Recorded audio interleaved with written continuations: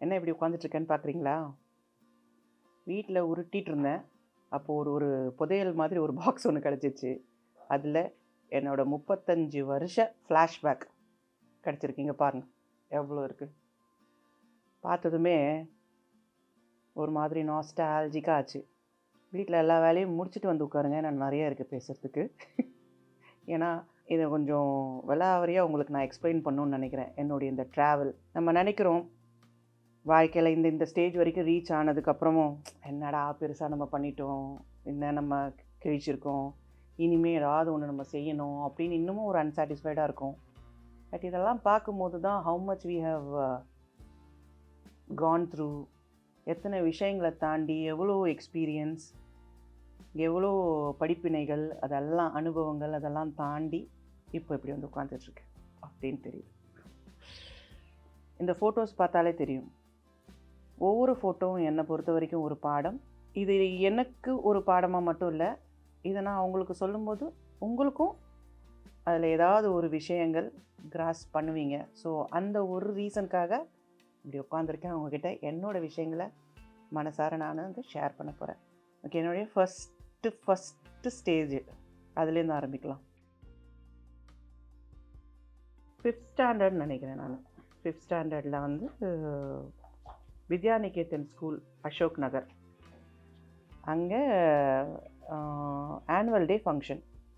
Back to back ஒரு 3-4 songs ஆட வேண்டியிருந்தது. நான் இது இந்த ட்ரெஸ்ஸை பார்த்தீங்கன்னா தெரியும். இது இப்போ பிளாக் அண்ட் ஒயிட்டில் இருக்குது. லம்பாடி ட்ரெஸ்ஸு, மேலே வந்து இப்படி தொப்பி மாதிரி ஒன்று போடுவாங்க, அதுக்கு மேலே துப்பட்டா. எனக்கு ரொம்ப பிடிச்சிருந்துச்சி அந்த கலர்ஃபுல்லான ட்ரெஸ்ஸு. அப்பா வந்து இதை பார்த்ததுமே வந்து ரொம்ப பிடிச்சி போச்சு அவருக்கு. அதுவும் வா உன்னை ஸ்டுடியோவில் கூட்டிகிட்டு போய் உன்னை ஒரு ஃபோட்டோ எடுக்கிறேன் அப்படின்னு சொல்லி கூட்டிகிட்டு போய் ஃபோட்டோ எடுத்தது. இந்த நாளில் இருந்து தான் நான் மிகப்பெரிய டான்ஸ் திறமை உண்டு அப்படின்றதை வந்து என் குடும்பத்தினர் தெரிந்து கொண்டார்கள். நான் எதுவும் எங்கேயும்லாம் கற்றுக்கவே இல்லை, எதுவும் கற்றுக்கல. சின்ன வயசில் அம்மா வந்து கிளாசிக்கல் கற்றுக்கிறது கூட 5th ஸ்டாண்டர்டுக்கு அப்புறம் தான் கற்றுக் கொடுத்தாங்க, அதுக்கு முன்னாடி கிடையாது. பட் இயற்கையிலேயே கொஞ்சம் டான்ஸ் வந்து பிக்கப் பண்ணுவேன். This is a nice memory. இது இத்தனை நாள் கழிச்சு இதை பார்க்குறது. இந்த ஃபோட்டோவை எப்படி காமிக்கிறதுன்னு எனக்கு தெரியல. இது என்ன சொல்கிறது, ஒரு பரதநாட்டியம் ப்ரோக்ராம் தீவுத்திடலன்னு நினைக்கிறேன். நான் கிளாசிக்கல் கற்றுக்கிட்டதுக்கப்புறம் கருணாநிதி அவர்கள் முன்னாடி ஆடணுமா, ஐ திங்க் ஸோ, அதுக்கு முன்னாடின்னு நினைக்கிறேன்.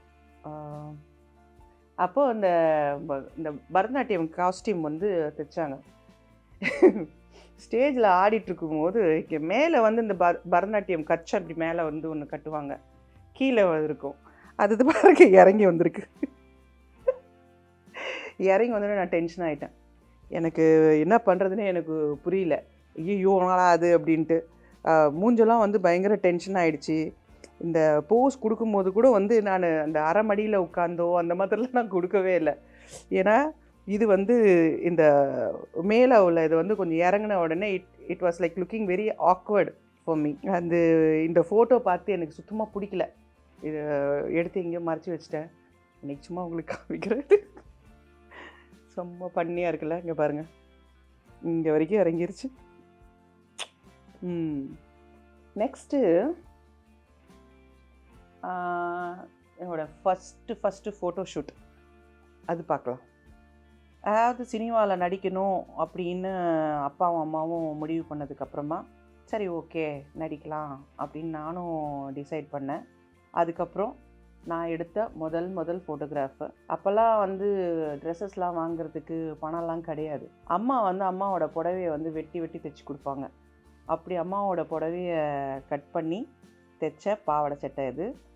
அதில் தான் நான் வந்து ஃபஸ்ட்டு ஃபோட்டோகிராஃப் எடுத்திருக்கேன். இது வந்து என்னோடய குவார்ட்டர்ஸ், கேகே நகரில் சிபிடபிள்யூடி குவார்ட்டர்ஸ்ன்னு இருந்தேன். அங்கே இந்த பாவாடை சட்டை போட்டு முதல்ல ஒரு ஃபோட்டோகிராஃப் அதுதான் இது பாருங்கள். நான் இருக்கிறப்போ +2 படிச்சுட்டு இருந்தேன்னு நினைக்கிறேன். அந்த சமயத்தில் எடுத்த ஃபோட்டோ. இன்றைக்கி வந்து சோஷியல் மீடியாவில் இனிஷியலாக நம்ம ஒரு ஃபோட்டோ ஷூட்லாம் எடுத்தோன்னாக்கா நம்ம போடுற ஒரு ட்ரெஸ்ஸும் மேக்கப்பு, ஹேர் ட்ரெஸ் இது எல்லாமே பயங்கரமாக ட்ரால் பண்ணுறாங்க. ஆரம்பத்தில் நான் அந்த ஸ்டேஜை க்ராஸ் பண்ணியிருக்கேன். அந்த க்ராஸ் பண்ணியிருக்கும் போது தான் எனக்கு நல்லா தெரியும், எவ்வளோ கஷ்டம், எவ்வளோ கன்ஃப்யூசிங்காக இருக்கும், எவ்வளோ வந்து அந்த கான்ஃபிடென்ஸ் லெவல் டவுனாக இருக்கும் அப்படின்னு. ஒவ்வொருத்தரும் ஒவ்வொரு ஐடியா சொல்லுவாங்க. இப்படி இருந்தீங்கன்னா நல்லா இருக்குங்க, இப்படி ஹேர் இருந்தால் நல்லா இருக்குங்க, நீங்கள் இந்த ட்ரெஸ்ஸு பண்ணுங்கள், சிரிக்கும் போது ரொம்ப வாயை திறக்காதீங்க, மூடி சிரிங்க, இப்படிலாம் வந்து சொல்லிக்கிட்டே இருப்பாங்க. ஸோ ஒரு நியூ ஃபேஸ் அப்படின்னாக்கா வந்து நிறைய விஷயங்கள் வந்து மைண்டில் ஓடிக்கிட்டே இருக்கும். நம்ம நடிக்கணும்னு வந்துடுவோம், ஆனால் அதுக்கு அடுத்து உள்ள சேலஞ்சஸ் வந்து ரொம்ப டிஃபிகல்ட்டாக இருக்கும், ரொம்ப டிமோட்டிவேட்டிங்காக இருக்கும். ஸோ நமக்கு வந்து முதல்ல சரி நீங்கள் வந்து பொண்ணை நடிக்க வைக்க போகிறீங்கன்னா உடனே ஃபோட்டோகிராஃப்ஸ் எடுன்னுவாங்களா. அப்போல்லாம் என்ன ப்ரொசீஜர்னால் முதல்ல நல்ல ஃபோட்டோகிராஃபர்கிட்ட போய் ஃபோட்டோ எடுங்க அப்படின்னு சொல்லுவாங்க. 2 விஷயம், ஒன்று பாவாடை சட்டை, இன்னொன்று பாவாடை தாவணி, இன்னொன்று புடவை. இது 3 வந்து அவங்களுக்கு பார்க்கணும். ட்ரெடிஷ்னல் ஒன்று, மாடர்ன் ஒன்று, இந்த 4 ஃபோட்டோகிராஃப் கன்ஃபார்மாக இருக்கணும் நம்ம கையில். ஸோ இது வந்து எங்கள் அப்பா எல்லாம் வந்து தேடி சரி எந்த ஃபோட்டோகிராஃபர்கிட்ட போகிறது அப்படின்னோடனே அவர் போய் பிடிச்சிட்டு வந்தார் பாருங்க. பிளாக் அண்ட் ஒயிட்டு டைமில் வந்து இருக்கிற ஃபோட்டோ. இப்போ நம்ம கலர் மூவிஸ்லாம் வந்துருச்சு. அந்த டைமில் வந்து வி ஆர் டோட்டலி வேறு லெவலில் போய்கிட்டு இருக்கு. சார் நீங்கள் வந்து உங்கள் பொண்ணை டிஆர் ராஜகுமாரி, ராஜசுலோச்சனா, சாவித்ரி அம்மா, தேவிகா அம்மா மாதிரி ஒரு கெட்டப்பில் நீங்கள் எடுத்தீங்கன்னா அவங்க எங்கேயோ போயிடுவாங்க அப்படின்னாங்க. சரி ஓகே அப்படின்ட்டு எங்கள் அப்பா வந்து அந்த ஃபோட்டோஸ்லாம் எடுக்கிறதுக்கு ஒரு பழைய மேக்கப் மேன், அதாவது சாவித்ரி அம்மா, தேவிகா அம்மா அந்த டைமில் இருந்த மேக்கப் மேனை கூட்டிகிட்டு வந்து மேக்கப் டெஸ்ட்டு எடுத்தாங்க. அந்த ஃபோட்டோகிராஃப்ஸ் நான் உங்களுக்கு காமிக்கிறேன் பாருங்கள். அசந்து போயிடுவீங்க. நான் இப்போ பிறக்க வேண்டிய ஆளே கிடையாது. நான் வந்து 70களில் பிறக்க வேண்டிய ஆள். நான் தப்பித்தவறி நான் இந்த டைமில் பிறந்து விட்டேன். அதனால நான் உங்களுக்கு இதை காமிக்கிறேன் பாருங்கள். அதை ஓட பாருங்கள் எப்படி, யார் மாதிரி இருக்கேன்னு சொல்லுங்கள் பார்ப்போம். பிளாக் அண்ட் ஒயிட்டில் தான் எடுத்தாங்க. அப்போ கலர் ஃபோட்டோகிராஃப் எடுக்கலை. இந்த ஃபோட்டோ எடுத்தது வந்து இது. அப்புறமா வந்து நல்லா, அதாவது லட்சணமாக ஹீரோயின் கேரக்டருக்கு தாங்க ஃபோட்டோ எடுத்தேன். ஹீரோயின் கேரக்டருக்கு தான் ஃபோட்டோ எடுத்தேன் சொல்லிக்கிறேன், ஞாபகப்படுத்துகிறேன். இது மாதிரி ஃப்ரண்ட்டில் அப்படி ஜடையெல்லாம் வச்சு பூவெலாம் வச்சு நல்லா பொட்டெல்லாம் வச்சு பாருங்கள். இந்த மாதிரி ஒரு ஹோம்லியான பொண்ணை நீங்கள் பார்த்துருப்பீங்களா, அந்த மாதிரி தான் எடுத்துக்கேன் பாருங்கள். திடீர்னு ஃபோட்டோகிராஃபர் கொஞ்சம் டென்ஷன் ஆகிட்டார். கொஞ்சம் இடுப்பு தெரிஞ்சு எடுத்தால் நல்லாயிருக்குமே அப்படிங்கிறதுனால ஸ்லைட்டாக ப்ரொஃபைலில் கொஞ்சம் இடுப்பு தெரிகிற மாதிரி கொஞ்சம் டென்ஷன் ஆகிட்டாரு. இட்ஸ் ஓகே, நம்ம மூவின்னு நம்ம வந்துட்டோன்னா இதெல்லாம் பாசிபிலிட்டி இருக்குது. அதனால் இது கொஞ்சம் எடுத்தாரா, ரொம்ப அன்கம்ஃபர்டபுளாக இல்லை. என் மூஞ்சி பாருங்கள், கொஞ்சம் கூட நான் சிரிக்கவே மாட்டேன். எனக்கு ஒரு மாதிரி இருந்துச்சு, என்னடா இது அப்படின்ட்டு. அதுக்கப்புறம் விதவிதமான வித்தியாசமான ஆங்கிள்லாம் எடுப்பாங்க. அதில் ஒரு ஆங்கிள் தான் இது. அப்படி இப்படி பேக்லேருந்து இப்படி திரும்பி அப்படி பார்க்குறது பாருங்கள். இந்த மாதிரிலாம் நீங்கள் பார்த்துருக்கலாம் அந்த காலத்து படங்களில். ஸோ அது மாதிரி ஒரு லுக்கு. ஆனால் இந்த ஃபோட்டோகிராஃபர் வந்து எடுக்கும்போது மேக்கப் மேன், ஹேர் ட்ரெஸ்ஸர்ஸ் இருப்பாங்க. அந்த காலத்து ஸ்டைல்லையே என்ன சொன்னாங்க, முதல்ல மேடம் உங்களுக்கு வந்து இந்த நெத்தி வந்து சின்னதாக இருக்குது, நீங்கள் என்ன பண்ணுங்கள், ஒரு பிளேடு எடுத்து இது ஃபுல்லாக இதெல்லாம் ஃபுல்லாக ஷேவ் பண்ணி எடுத்துருங்க அப்படின்னாங்க. இது மேலே வரைக்கும் அப்படி ஷேவ் பண்ணுங்க அப்படின்னாங்க. எனக்கு உண்மை புரியல, என்னது மேலே வரைக்கும் ஷேவ் பண்ணோமா அப்படின்னு. அம்மாவை பார்க்குறேன். அம்மா என்ன பார்க்குறாங்க, எதுக்குங்க, அதில் நேச்சுரல் முடி இருக்குமே, அது வந்து எதுக்காக எடுக்கணும், இல்லை நெத்தி உங்கள் பாப்பாவுக்கு வந்து கொஞ்சம் சின்னதாக இருக்குது, அது வந்து மேலே ஏற்றணுன்னா ஷேவ் பண்ணி மேலே ஏற்றணும் அப்படின்னாங்க. நீங்கள் பார்த்தீங்கன்னா இதில் தெரியும், இது வந்து இந்த இடத்துல ஒரு ஆர்ச் மாதிரி இருக்கும். அது வந்து டெலிபரேட்லி ஒரு ஃபோர்ஹெடை பெருசு பண்ணும் அப்படின்றதுக்காக வேண்டி. ஸோ அதை விட இந்த ஃபோட்டோகிராஃபில் தெரியும்.